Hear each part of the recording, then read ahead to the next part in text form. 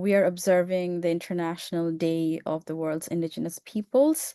And so we have the first activist as a guest speaker today, who's happens to be of Indigenous background. And um, we will learn from her about Indigenous peoples, their problems, the challenges we face, and more about her work. And the reason I think today's session is very special is because um, we need examples like our guest today for especially young girls to see that they have potential.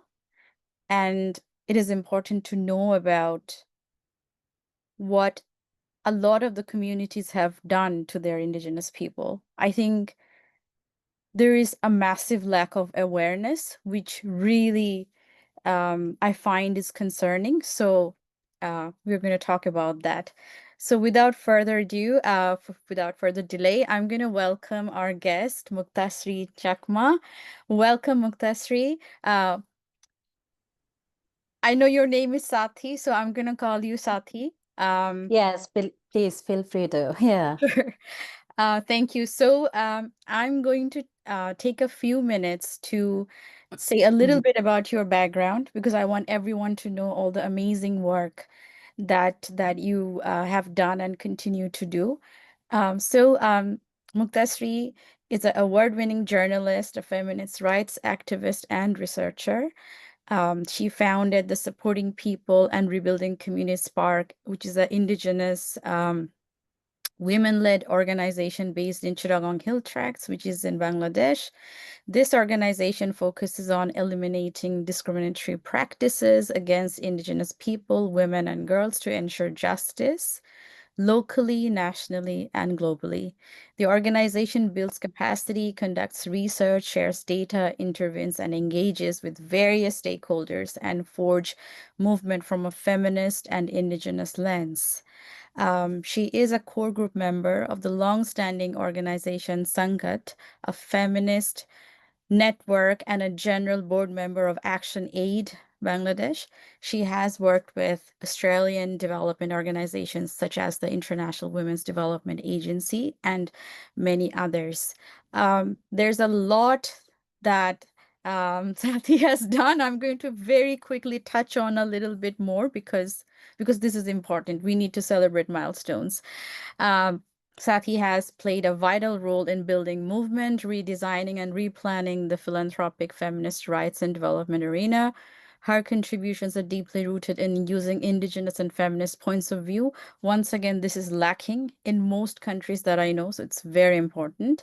For example, Indigenous peoples in Shabak movement, justice for Kalpana Chakma, the Longaru attack in 2017, the Bilaichuri rape case in 2018, and Indigenous Women Manifesto. She has worked with several international organizations as a consultant and researcher.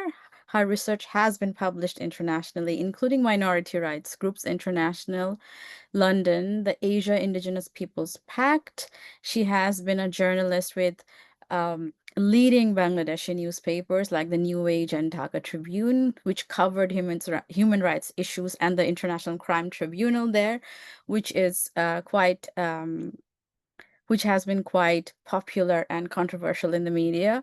Her work mainly focuses on women's and minority rights. It's not, however, limited to these issues only.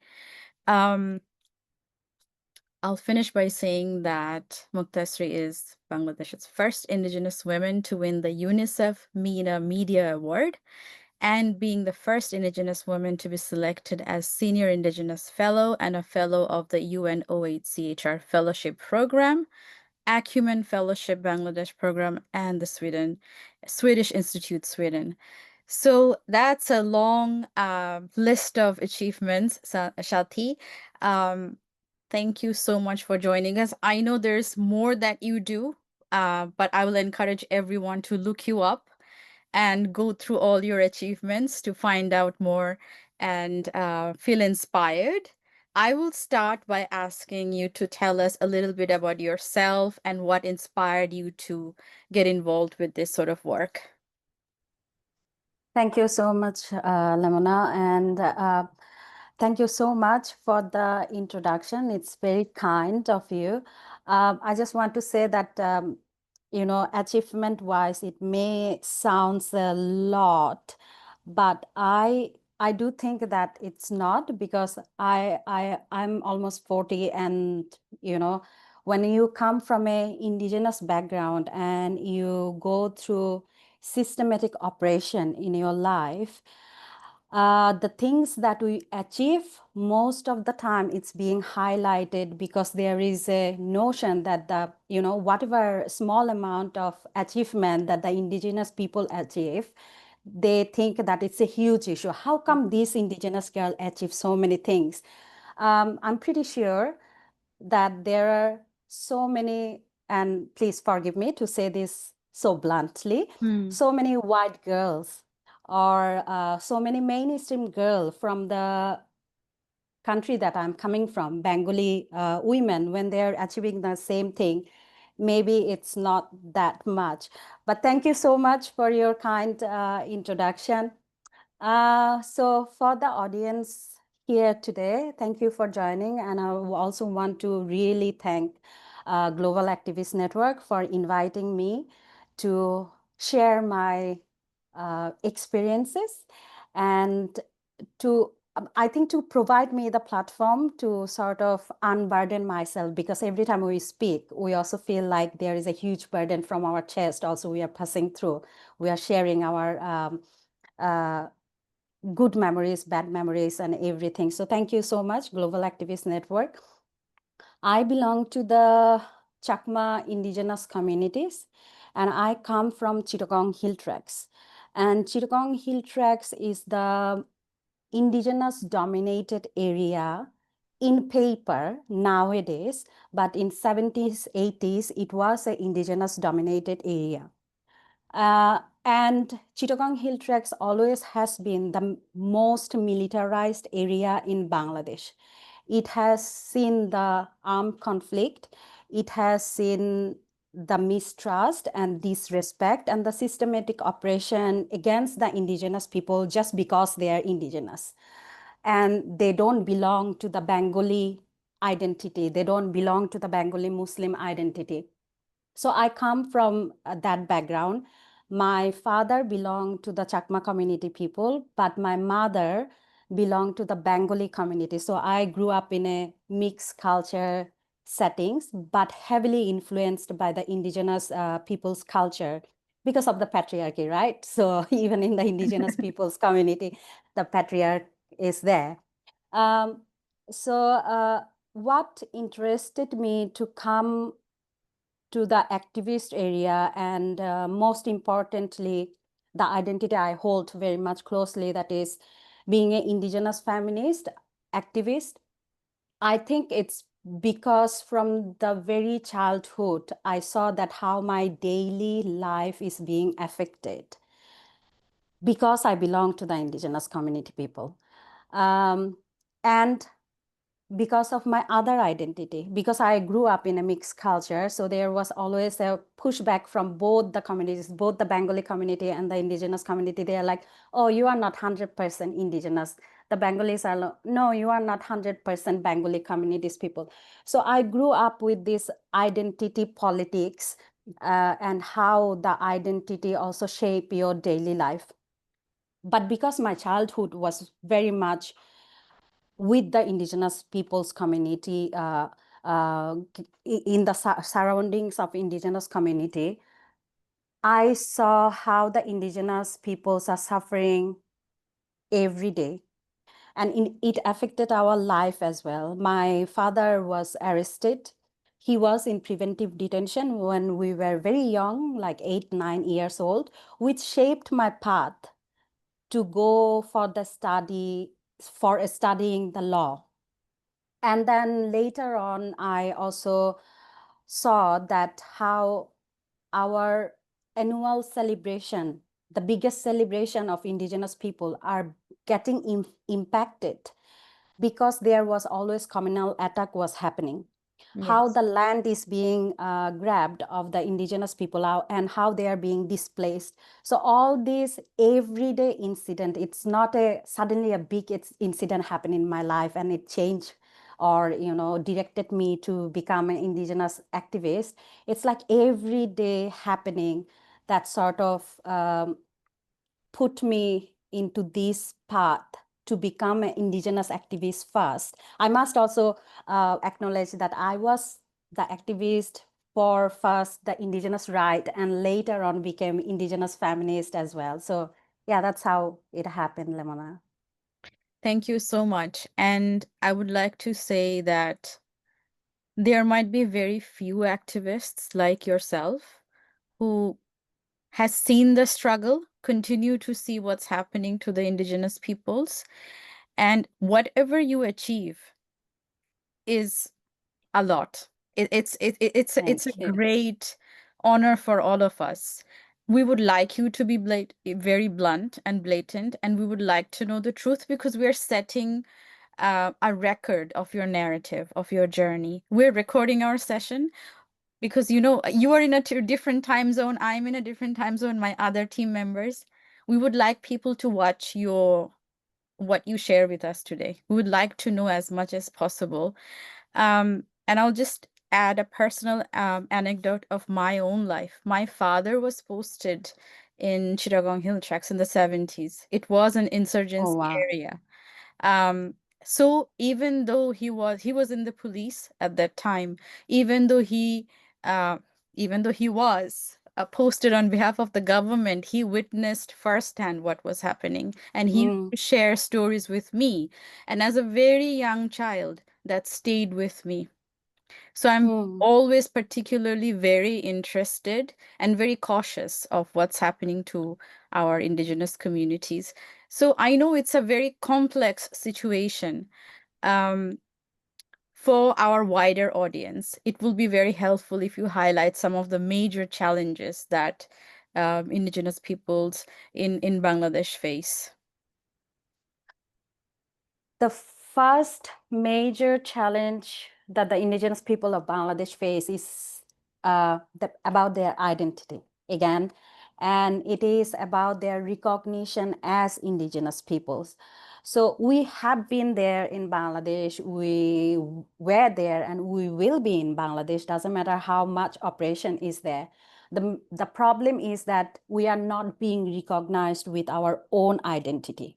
Mm, And our identity is always being shaped, defined by the powerful people, not by us. So me, I want to be introduced as Muktasree Chakma Sathi, but you, Lemona, come and then tell me that no, you can't be Muktasree Chakma Sathi, you need to be someone else. mm, So that is the main problem. Because when you take away identity of a person, of a mm, community, you are also taking away the power from them to assert their rights. Because when we are, like in Bangladesh, for our audience who are not from Bangladesh and maybe not that much aware about the indigenous people's situation in Bangladesh, the indigenous peoples has been labeled with various names. We have been called Upojati, which is sub-nation, if I translate it to English.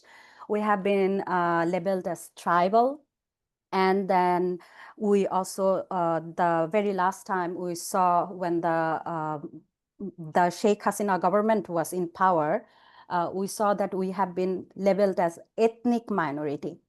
Now, when the Bangladesh interim government is here, we are seeing that the people has a tendency to label us as different communities that is living in Bangladesh.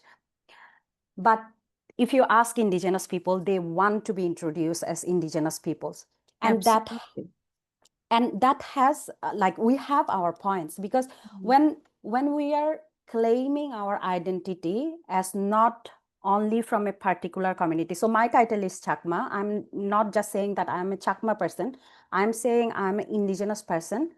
I am actually claiming the identity of all of my people who have been in a certain land, for example, in Chittagong Hill Tracts, for a long time, who were the first people in Chittagong Hill Tracts, not all over Bangladesh, in Chittagong Hill Tracts, and maybe in some different pockets of Bangladesh as well, because we also have indigenous people in plain land of Bangladesh.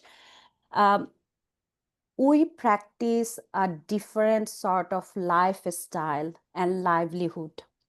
For most of the Bangladeshi people, the land is property. For us, land is our mother. For many of the Bangladeshi people, land belongs to them. Land belongs to the Bengali people. But for us, indigenous people, we belong to the land. And we practice certain way of taking care of Mother Earth, taking care of the land, and how we can live together in harmony with the nature and the other living beings. So that's why the indigenous identity is the biggest biggest solution of the problem, but at the same time, that's the biggest challenge that we are facing in Bangladesh.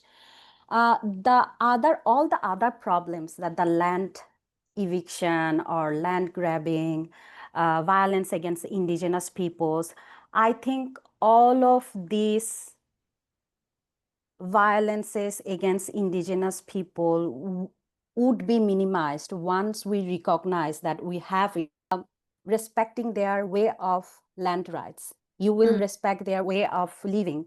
So yeah, that will be my answer, that the identity.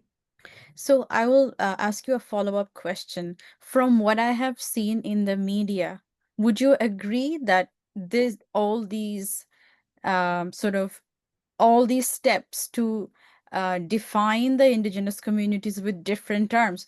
Ethnic minorities is fine, but that shouldn't be the main tag used for the indigenous communities. We should be using indigenous. Uh, at least to me, it seemed like it was an intentional step to to deny the indigenous communities the use of that term. And I think I remember even seeing um, publications or circulars from the government that you shouldn't be using the term indigenous. So do you feel that it was more of that sort of thinking process behind? I'm not in the powerful people's head, so I'm not very sure that what's the issue, that what's the thought process is happening there. But my observation is it's all about resources. Because when you recognize indigenous peoples in Bangladesh or in anywhere in the world, you have to give back the land that you grabbed from them. You have to apologize to them to raping their women. You have to apologize to them for the genocide that you committed to, eliminate the indigenous people's population. So I think it's all about power and resources. As you said, you also saw that there was government circular banning the media, even telling their own institution that, don't celebrate the Indigenous Peoples Day. Don't have a talk show in your TV observing the Indigenous Peoples Day. All this government circular was going on. And very recent example, that is again the past government, that the Sheikh Hasina's government, who did all this circular. Now they are not in power, and this Indigenous People Day on 8th August of 2025, we saw that Bangladesh Chhatra League, that the student portion of Bangladesh Awami League, Yes. they wished the indigenous peoples of Bangladesh for the People's Day, International Indigenous Peoples Day. I mean, how shameless a party can be. When they were in power for 15 years, they continuously rejected, they continuously practiced the denial of our existence, not only in the local level, not only in the national level, but even in the United Nations. They went there, and the foreign minister at that time, Dipu Mone, said that there is no indigenous peoples in Bangladesh. Bengalis are the indigenous peoples in Bangladesh. But then, now they don't have any power. They are wishing us the Indigenous Peoples Day. So the people in power who wants the power can be really shameless, and they just want to use the indigenous peoples. They want to use the indigenous people vote bank so that they can be in the power. Before the election, they will say all the good things. They will promise us everything. But then when they come to the power, our existence just vaporized. So that has been happening. Yes. You come from a mixed background, but we would really like to know what are some of the social stigmas and stereotypes that exist involving Indigenous people. Because I think the only reason I'm focusing on the Indigenous aspect is because there are more people to talk about the stereotypes, maybe, or the discrimination faced by Bengalis. We would like to know about Indigenous people. So, on a day-to-day basis, what are some of the struggles that you have experienced and you see people experiencing there? Yeah, sure. And thank you for asking this question. This is very important question, and I think we also need to add another layer to the social stigma, because when we talk about any minorities, right, that can be women, LGBTQI people, disabled, or any particular group of people, there we always talk about social stigma. But I also think that we need to talk about social and religious stigma.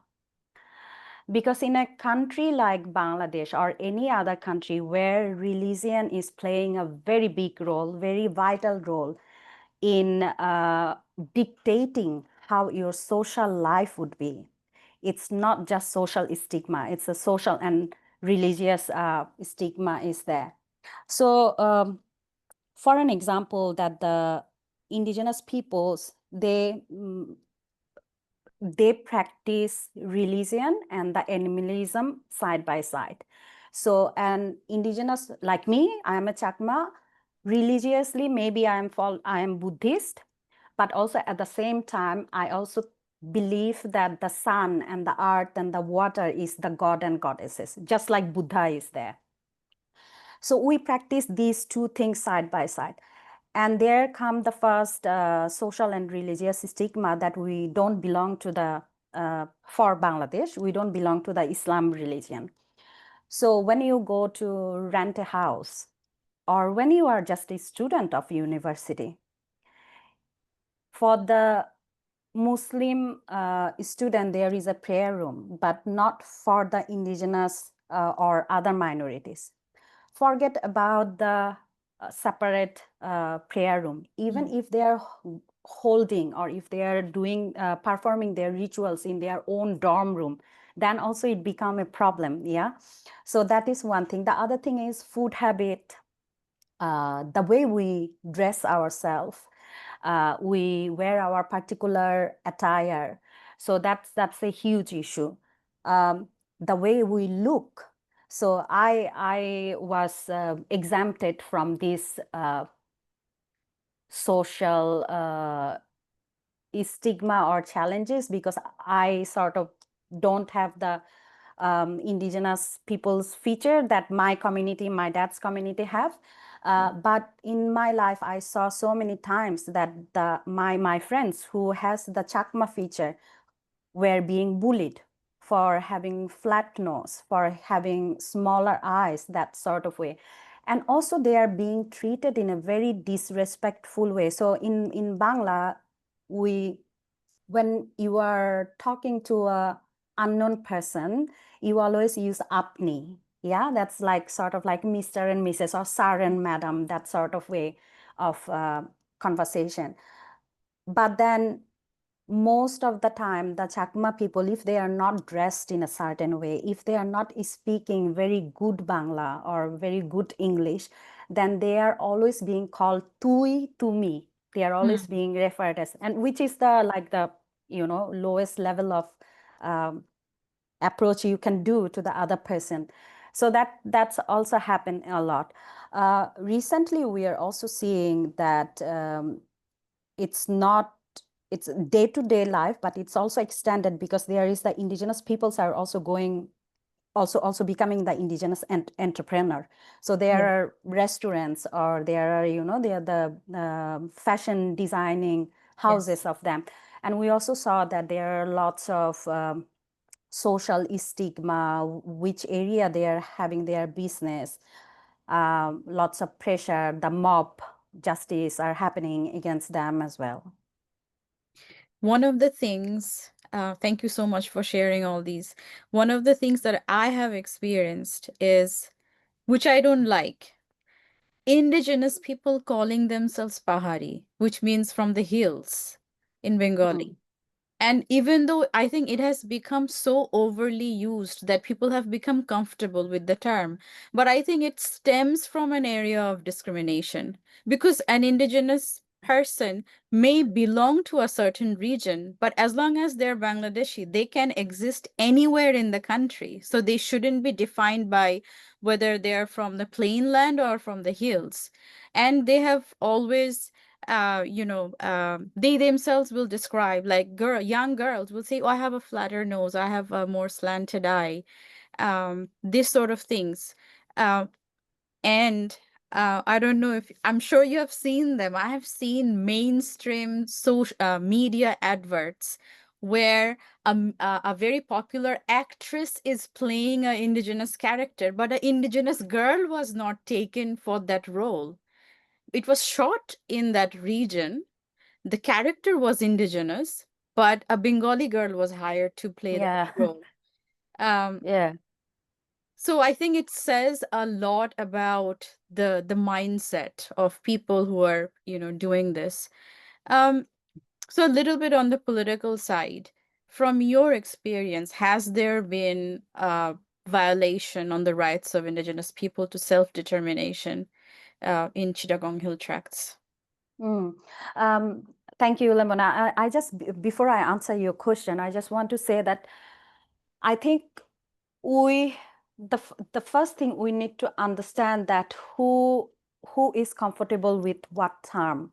So you know that the Pahari, the word Pahari, uh, many of the indigenous people actually really hold that identity because they come from Pahar. So Pahar is hill and the Pahari is Right. hilly. Okay. So particularly for the Chittagong Hill Tracts area, I'm saying. Yes. So when we hear from someone that I'm Pahari, it's actually referring to that I am coming from Chittagong Hill Tracts area. I'm a hilly girl. I think if I'm saying that, it's okay. But if when the other person, like who is non-indigenous, who is coming from the mainstream community, I think the onus goes to the mainstream community to ask that with what identity you feel more comfortable with. And to be honest, it's not going to be always politically correct. When the systematic operation, misinformation, disinformation has been spread for such a long time, even in liberated Bangladesh for more than 50 years, maybe some indigenous person also will say that, oh, I call myself Upojati. Yeah. Hmm. But she's saying that I call myself Upojati. It's a result of the systematic operation. Indigenous person saying that I'm Upojati, it's a result of the systematic operation, misinformation that has been spread by the state. But Yes, when a Bengali person call a indigenous person Upojati, that's a power practice. of course. That's not recognizing the indigenous person as a full nation, that Yes. you are not a person of full, you are half, Yes. or less than half, that sort of way. So I just wanted to clarify that thing. The About your question, I will say that sorry, I forgot the The point on self-determination. oh, self-determination. Yes. Yeah. Yes. So See, the self-determination right of the indigenous peoples were always the core fight. Yeah. Again, I'm going back to my other comment that I was saying, that the biggest challenge or the biggest obstacle of indigenous people, the biggest violence, biggest violation of indigenous people right is not recognizing them as indigenous peoples. Yes. So self-determination also come there, that I define, I self-determine that what my identity will be, how my land will be governed, how my community will run. So that also comes there. Now, if we just look back a little bit when the Bangladesh was liberated, there were the first indigenous lawmaker in the very much liberated country in 1971 in Bangladesh, Manovendra Narayan Larma. Yes. In his speech in the parliament, he objected that, don't call all the Bangladeshi people Bengalis, because I'm not Bengali, I'm Chakma, I'm, Yes. Marma or other communities people. And nobody paid heed when he objected about that. So he walked out and later on formed his group in Chittagong Hill Tracts, which mostly known or popularly known as Shanti Bahini, which was the armed group who was fighting for the self-determination right. Yeah. Again, for the identity. I'm not a Bengali. I'm Chakma or I'm Marma for that identity. So from 70 that happened, and then in 1997 we got the Chittagong Hill Tracts Accord, which is again popularly known as Peace Accord of Bangladesh, uh, to stop the armed conflict between the Shanti Bahini and the Bangladesh state. And Shanti Bahini is, and I believe now is still, a very popular group in indigenous people, because they are fighting for indigenous people's right. Yeah. So that happened. In the Chittagong Hill Tracts Accord also, if you see that it is very much about self-determination. The clause of the Chittagong Hill Tracts Accord is talking about that how the government body of Bangladesh, which will be established for Chittagong Hill Tracts, like the district council or the municipality, how it will run, who are the people it will run this council. So again, it's about the representation, how we will run our own land.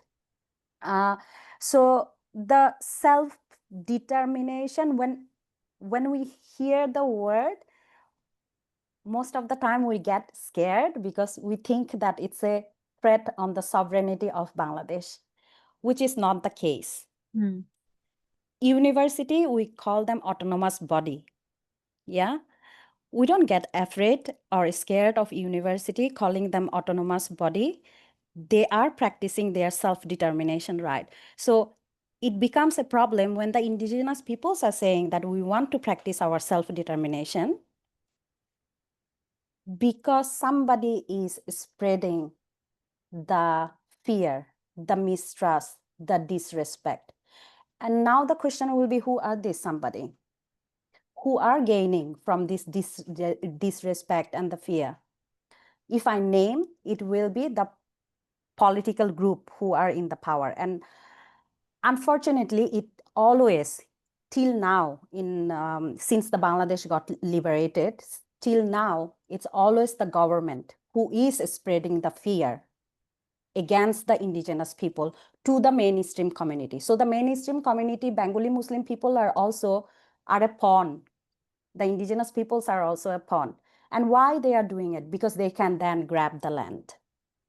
And when I'm saying the state, there are other quarter of a state as well, like the army, the police, or the tourism industry, the multinational company. British American Tobacco are grabbing thousands of acres of land. Uh, the Lama Meridian Company, the famous companies in Bangladesh, they are grabbing land of indigenous people. So it's always about who has the power. They are playing all this fear so that the self-determination looks like a threat to sovereignty. It is not at all a threat to sovereignty.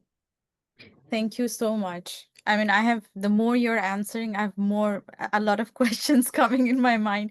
I was going to ask you about forced assimilation, but I'm going to move on to land rights. And I think I was going to ask you, are the land rights of the indigenous people protected?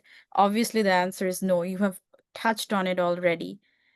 What is the land rights situation? Because as a non-indigenous person, I always knew that you can't even buy a land there because it belongs to the indigenous peoples. So what is the land rights issue over there? So in theory and in paper, uh, a non-indigenous person shouldn't be allowed to buy a land in indigenous people's area. Yes. And it's not because we don't like non-indigenous people. It's not because of that. The reason is we practice the community land rights. So we don't have we can't just say that a particular hill is my hill. It's the community hill. One season I cultivate my crops there, and the other season other families will come. Or the village will take turns to use the mother earth to grow their crops. And when the crops are also coming, we share it with the community. So it's not, again, like I was saying, that the Bengali people thinks that the land belongs to Yeah. them. Yeah. So in one particular field, you are cultivating paddy, and that's your paddy.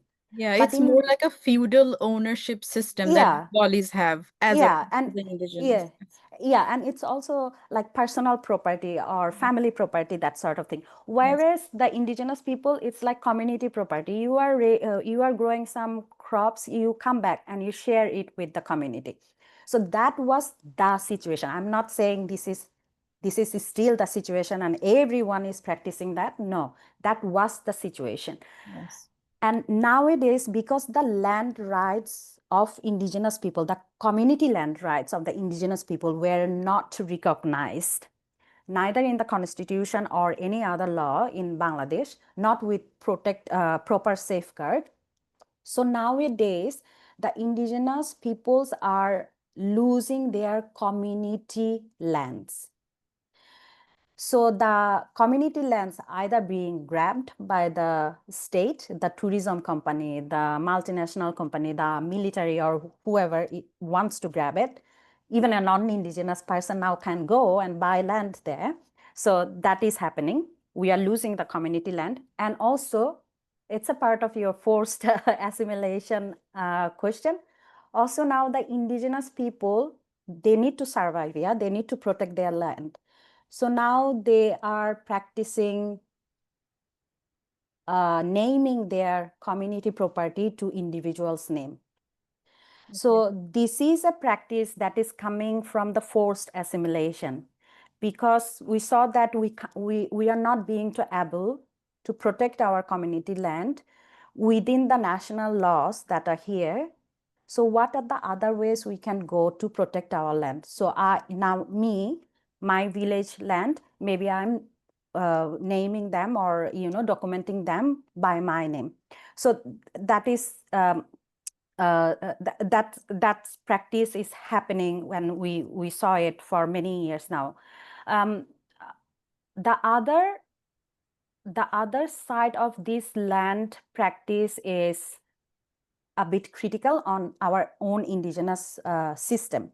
So in indigenous system, we have the traditional judicial leader. We have our own traditional judicial system. We have our own leader, and the leader are the guardian of the community property. They are the guardian. They are not the owner. So when a non-indigenous person is going there, we also have corrupt traditional guardian, yeah. So they are selling the community land to the non-indigenous people. We saw that trend. We are witnessing that. The other trend, which is very alarming, and I personally feel very ashamed that this practice is happening in indigenous community. The wealthier indigenous families are buying the land from the poor indigenous families.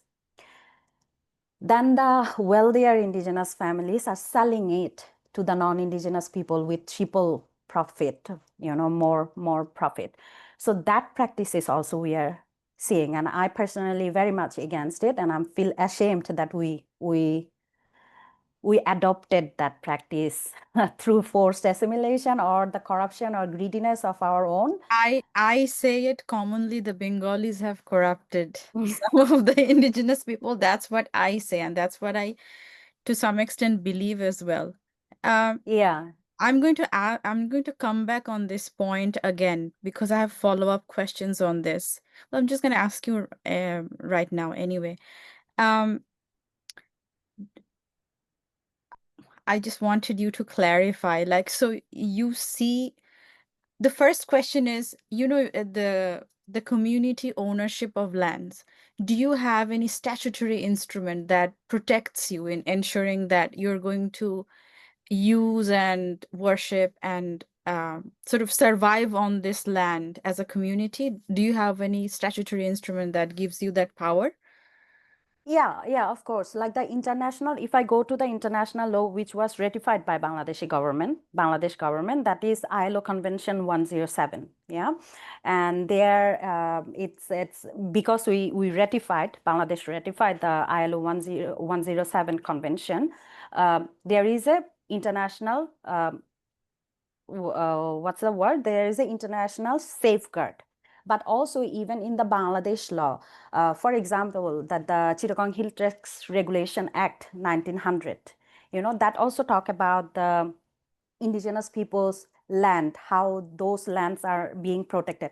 Yeah. The observation or the knowledge that you share that the non-indigenous people can't buy. I knew that non-indigenous people can't buy land in indigenous land. That is coming from the Chittagong Hill Tracts Regulation Act 1900.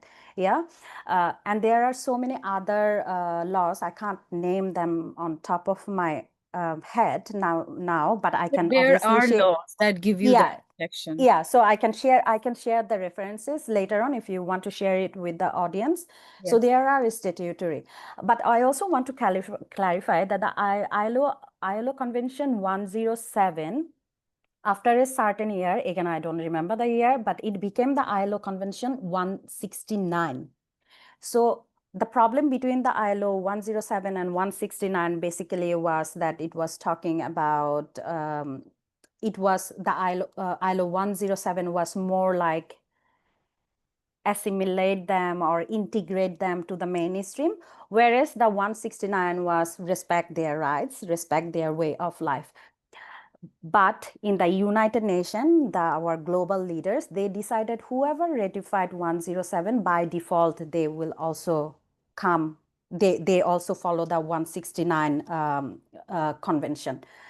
But Bangladesh formally or document-wise, Bangladesh didn't ratify it yet. But the discussion was if you had ratified 107, you should ratify the 169 as well. Yes. So you mentioned the wealthy indigenous people. That's also something that, I feel to some extent, not that I've had a lot of experience. I didn't feel this difference even 20 years ago. I see the change in attitude more now, or it has become more visible. Um, I lost my trail of thought. I lost the question, but I'm going to move on to the next one. Um, Do you see the cultural values of indigenous communities being protected and promoted? Or are there any barriers in doing that? Yeah, I will connect your thoughts and the cultural value question together. And you are absolutely right. Like even 20 years ago, that the difference of class system in the indigenous people were not that much now as it is. Um, and again, I will blame partly indigenous people who are becoming like that because it was our duty to protect ourselves, not to adopt the bad habits of the Bengali communities, rather take the good habits. But also at the same time, it is another example of the forced assimilation that you were talking about. Yeah. Yeah. And like our brain, the human brain, individual human brain, I don't think it works for the community. Like unless you train your brain to work for the community. Most of the time we think about me, my kid, my family, my parents. So when there, Self-interest.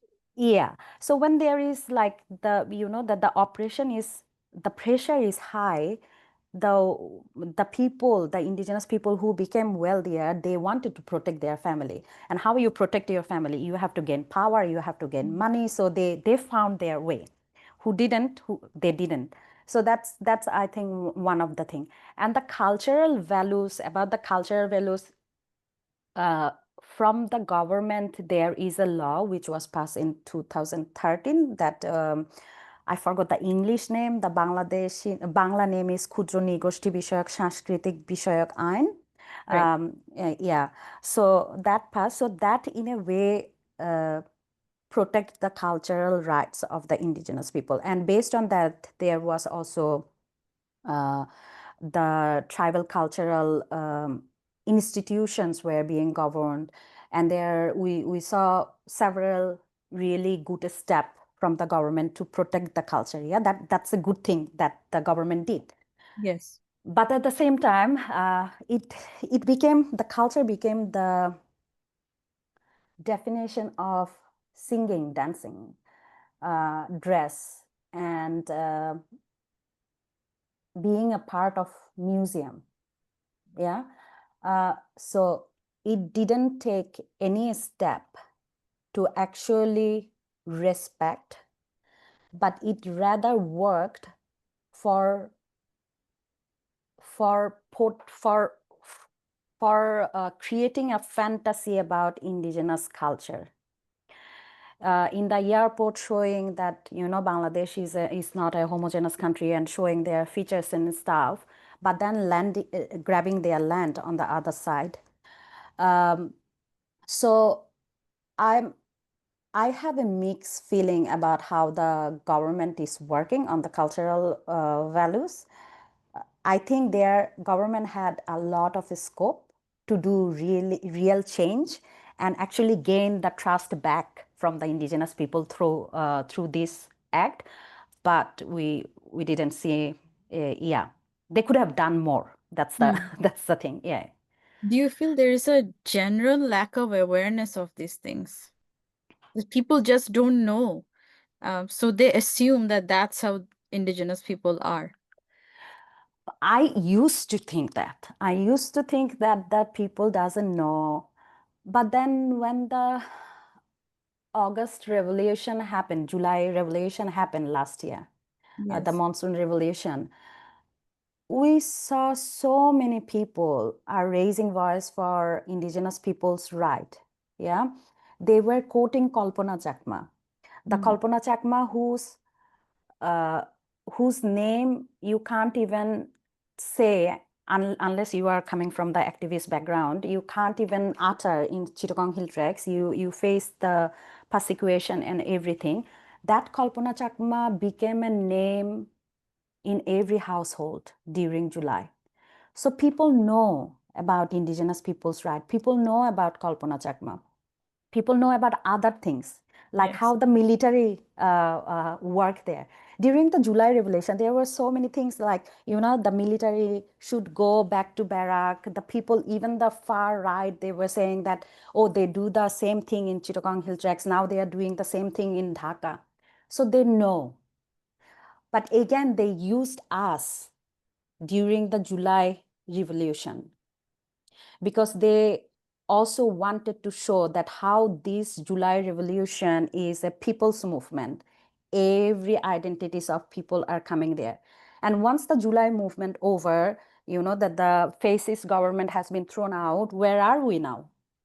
Now they gone back to calling us from Adivashi in July to um, 2024 July, August, they call us Adibashi. 2025 July, August, they are calling us Bhinno Jati Satta, Khudro Yes. Nigroshti again.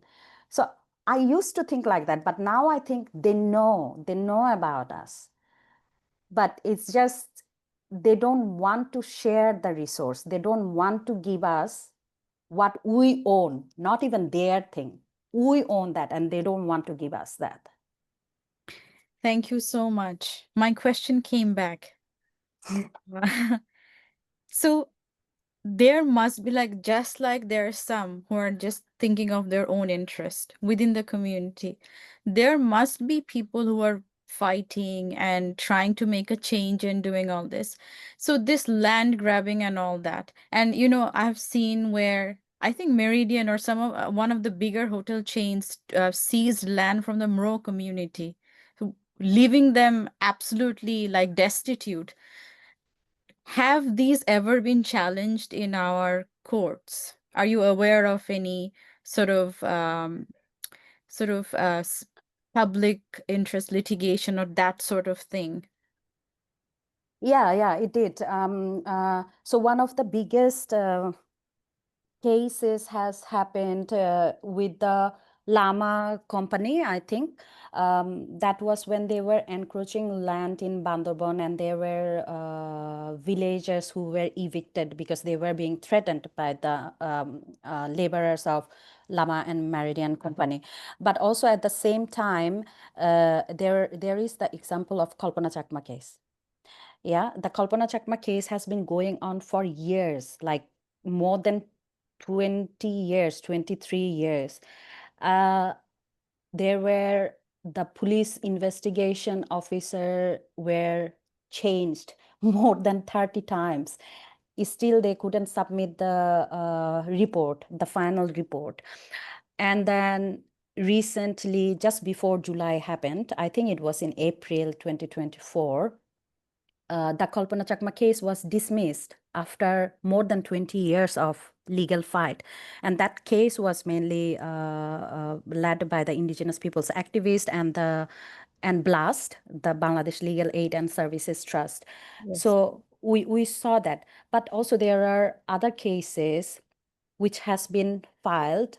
So I will give you a statistic, and this is the boring part of the conversation. So uh, Blast filed a right to information application Okay. to the Home Ministry.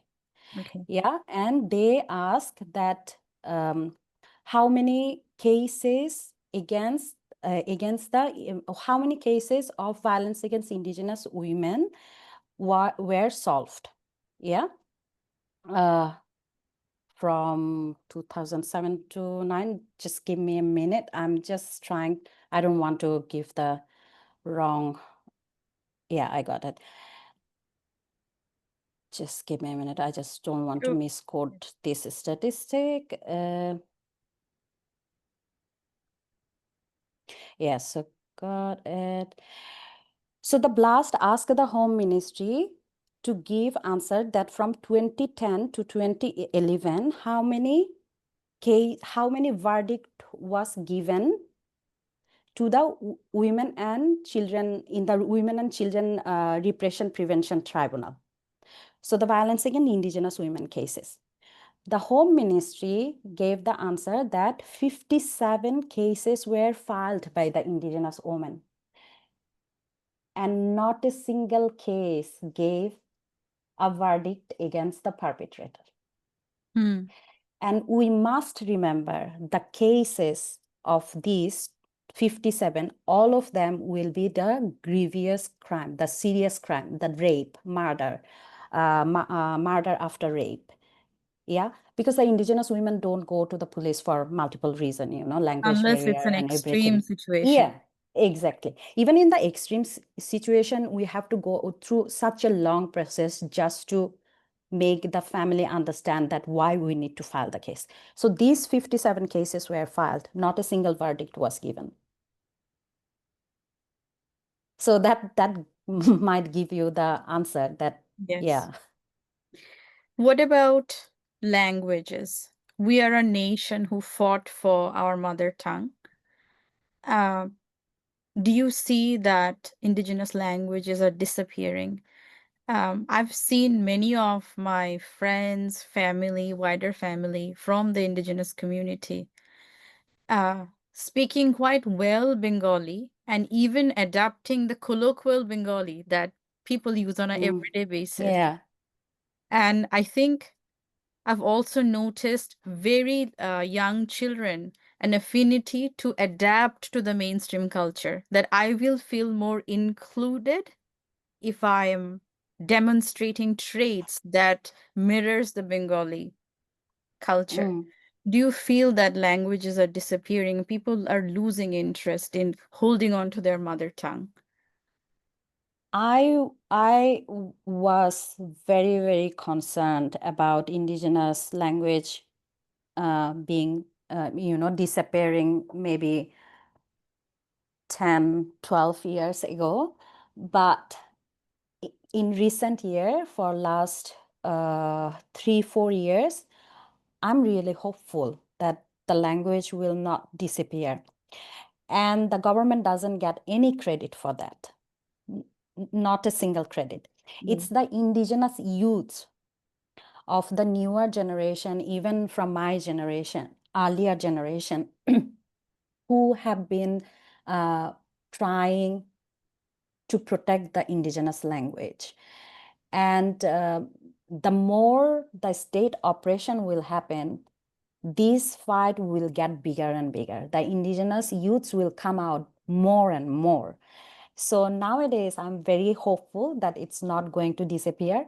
What we are facing now, that is, we have the passion to protect our language, but maybe we don't have the speaker anymore, or the speaker becoming very old, a particular language speaker becoming very old, that they are not in the condition to share their knowledge with us the way we need to protect a certain language. So that is happening. Uh, yeah, but that's just sad that how long it took. Um, but I'm hopeful that it's not going to be bad. Yeah. I'll come back to the political crisis again, the 1997 Chittagong Hill Tracts Peace Accord. I was going to ask you what your views are on this, but you've already touched on it.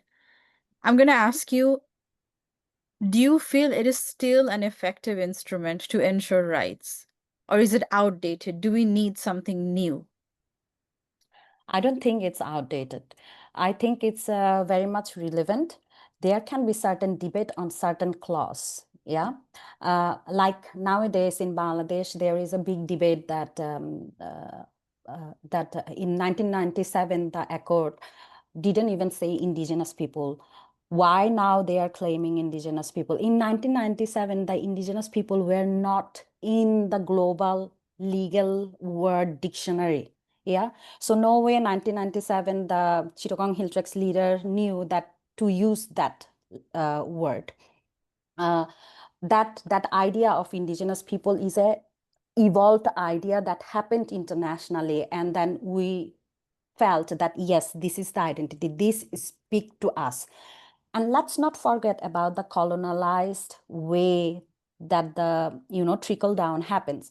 So by the time we understood, we are using a colonialized language, we are using English today here. Yes. When we are speaking in Bangladesh, we speak another colonialized language, in a way Bengalanized language, if I say Bengali. So by the time I realize, as an indigenous person who has to learn your language, Bangla language, who has to learn English language, to argue with you, to say that what identity I want. Yeah, it takes time.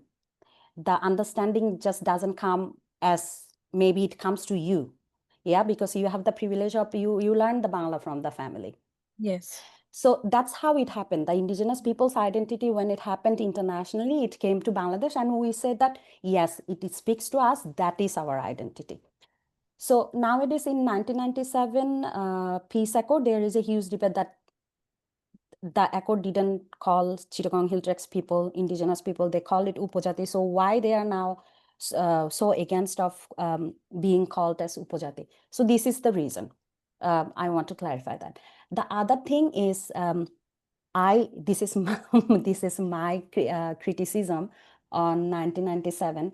I think the 1997 Peace Accord didn't do justice to the indigenous women who were in the indigenous rights fight.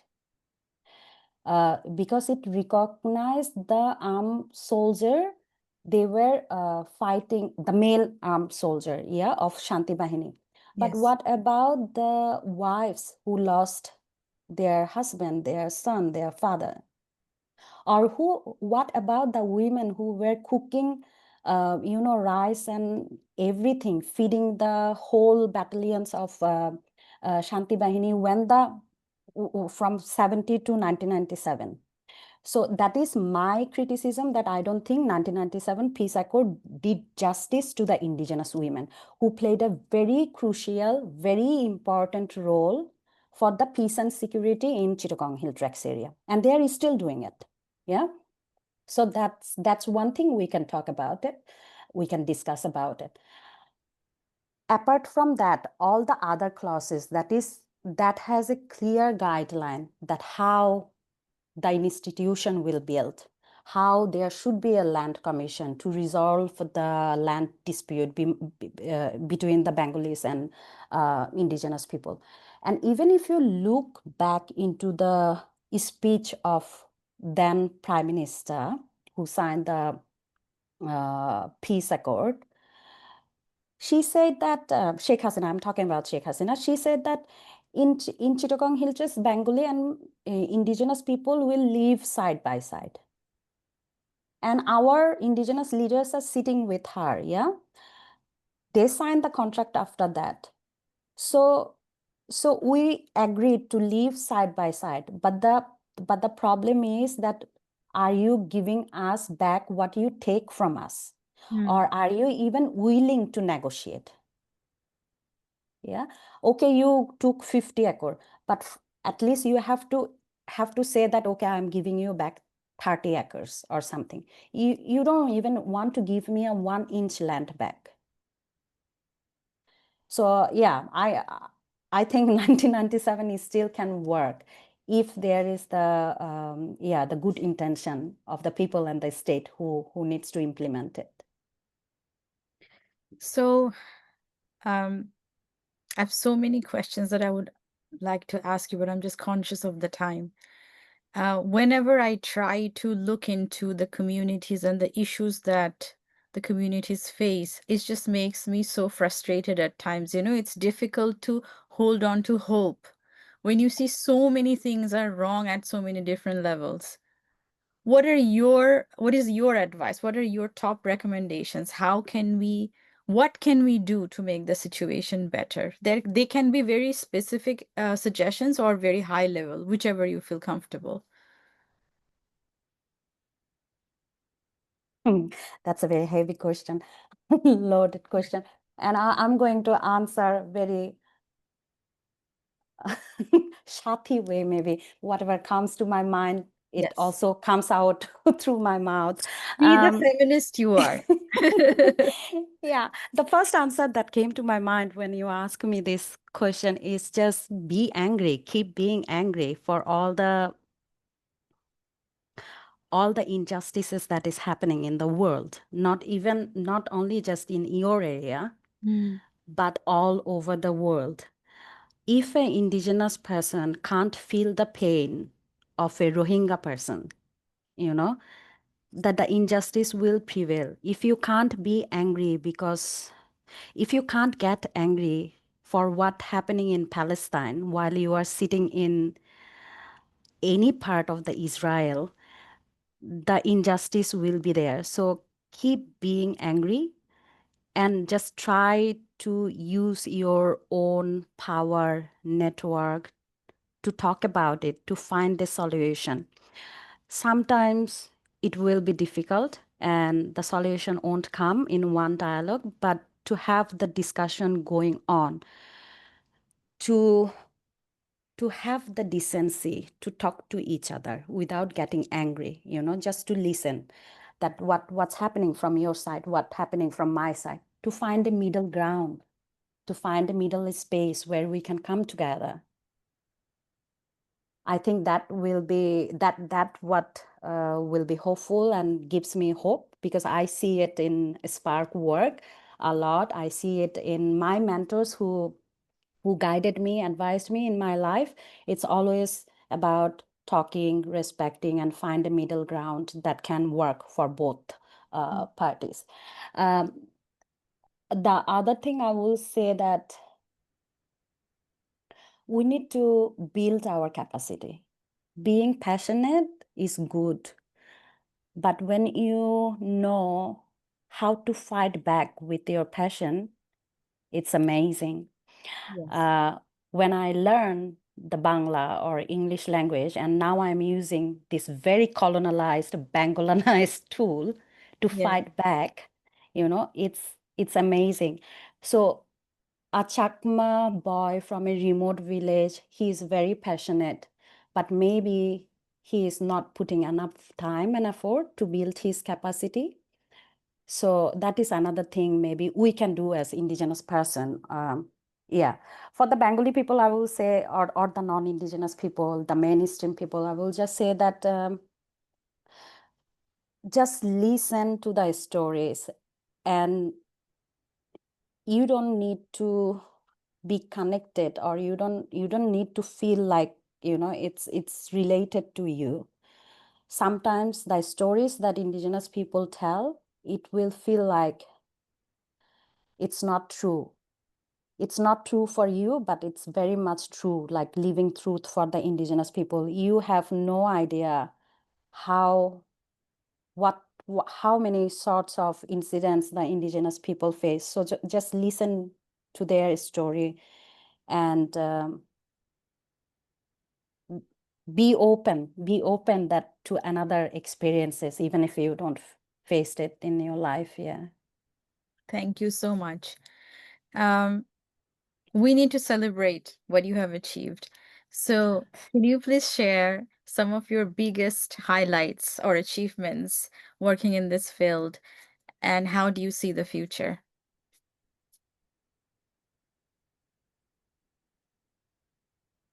I think my biggest celebration, or that the thing that I'm very proud of myself, that is, I didn't hold on to the power that I could have hold on to. Like, if I'm talking a very very specific example for that, like for SPaRC, the Supporting People and Rebuilding Communities, that the organization I and two other indigenous person founded, we created second line leadership, third line leadership, who now took the control of SPaRC, who now decide what they want to do with the SPaRC, what sort of activities they want to do with the SPaRC. In our life, we saw many organizations where you build an organization, or you become the founder of an organization, and you just sit there for like years. You are not sharing the power. So for me, like for the last 5 years, I have been in Australia because my kid is Australian and the COVID happened. That's a separate story. But for Yeah. whatever reason, I'm in Australia for 5 years. These are the finest 5 year of SPaRC that happened. Like, even if I talk about the fund that we got, in these 5 years, we got the most fund in our entire SPaRC history. These are the 5 years that are constantly the programs and activities are happening. Most of the younger generation in Chittagong Hill Tracts or in Bangladesh, when they know about us SPaRC, they don't even know that I am with the SPaRC. Yeah, because they know about who is running there. So we created the leader there. So I'm very proud of that even if I'm not there, that will be running. I'm not there for 5 years. It is still running. So yeah, I think that. That's a beautiful milestone to share. And I'm sure your spirit lives with the work that other people are doing. I hope so. Well, I would like to continue our discussion for many, many hours, but we need to call you back because there's so many other things that I wanted to ask you. But I'm just conscious of the time, so I'm going to ask you our final question. What are your final words? And if any young girl or boy wanted to reach out to you, how would they reach out? I can share the SPaRC page ID. They can also reach out to me through my LinkedIn. I can also share my Gmail in the chat. I will give it to you. And what was the other question to reach out Any, and the other question? any final words that you have for us? You said that I'm the first Indigenous person coming to Global Activist Network. So my final word will be, please provide more space to the Indigenous people, invite more people, and also give the people opportunity, create the space for them so that they can share your story. Because I can guarantee you there are so many amazing Indigenous leaders who are way more amazing than me, but they are not being able to share their experience because they can't speak Bangla or English. So Mm. you need to create the space, like having an interpreter or something, because yeah, their story is, yeah, amazing. Like I'm I here will. and they're here. I'll definitely keep that in mind. I didn't mention it, but I was looking. We have two other Indigenous speakers from Bangladesh to focus on two different aspects, and we'll get a bit more time to focus on niche areas. So in the coming months. So you have Okay. just inaugurated that tradition. And it took a feminist from Chennai. Kirti is a friend of mine, Kirti Jag. Okay. She's the Yeah. one who recommended you because when I was, Oh, looking for someone who could really sort of give a nice snapshot of what the challenges are. So, oh, big thanks to yeah. Kirti. So we no finally, we all came together, and it's thank you so much for making the time. I know it's a different time in where you are based, but thank you so much for sharing all your insights. We're really grateful, and I really look forward to seeing you once or many times more within our platform. We would like to know more about, the issues, the good stuff, most importantly, the narrative, because we need to keep that going. Just for everyone who's going to watch this, I'm going to just leave a message that please follow us, support us on our social media platforms because we're everywhere. I think SPaRC is pretty much on all the platforms as well. Facebook, Instagram, LinkedIn, Spotify, YouTube, we're everywhere. We have recorded this session, so we're going to share the session once it goes through our technical team and they do their work. So we will be sharing the link so that, whoever couldn't join, I'm sure many people couldn't join because of their time restraints. They can watch the conversation at a later stage. But I will end with that. And thank you so much for making your time. Thank you. Thank you so much for having me. And it's an absolute honor to be the first one with first Indigenous person with a Global Activist Network. I'm looking forward to more. Yeah, I will And be watching you. yes, please do. And do give us feedback on how we can improve. That's an ongoing thing. So please do come up with suggestions, any advice. We're always open. Um, we do have run a blog. So either yourself or anyone you know, Mm, unfortunately, right now we're only limited to English. But if you want, if you could recommend, or if you wanted, or if someone else wanted, we always publish their yeah. stories, the work that they're doing. So we'll be very happy to publish blogs. Okay. Okay. Thank you. Thank you so much. Thank you so much for making your time, and you have a great day. You too. Thank you. Bye. Bye.